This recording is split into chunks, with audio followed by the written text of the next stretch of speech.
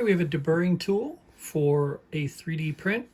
And basically what this is for is this is to go through and cut the extra off of the edge.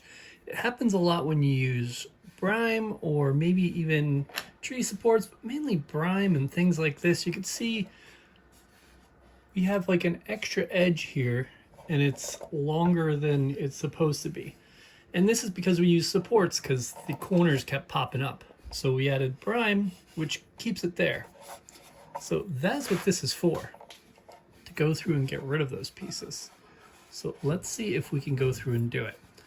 And all you're going to do is drag it along the edge, kind of like you're peeling an apple.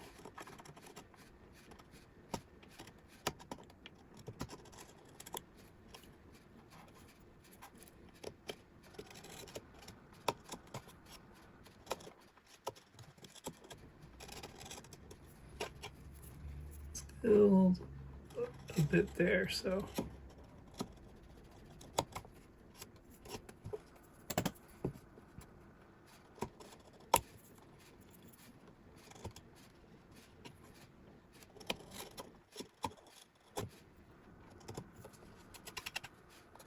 Okay, that's looking better.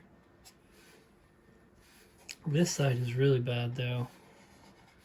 This side didn't come off. Sometimes my other printer just pops it right off, but this other printer did not.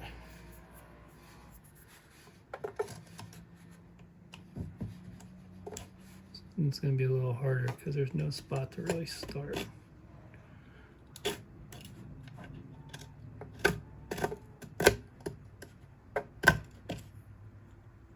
we go. You see it like just grabbed it and curled it up. I'll be honest, I'm still new with 3D printing, so I'm also still new with the deburring tool, so it does take some practice, I've seen.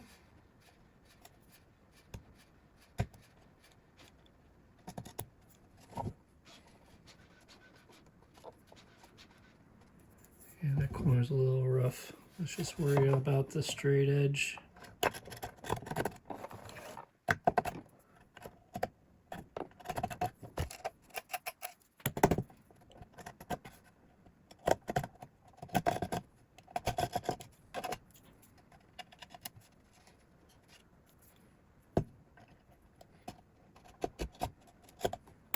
Seems like you just gotta give it a good amount of force, which I was scared to do. Yeah, that's working much better now.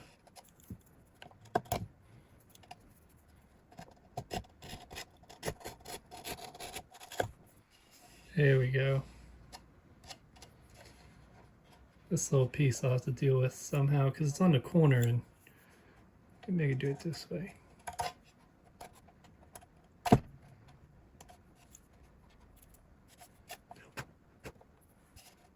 Nice and straight. Corner's got like a little bump. But you can only go one way, I believe, with these, so.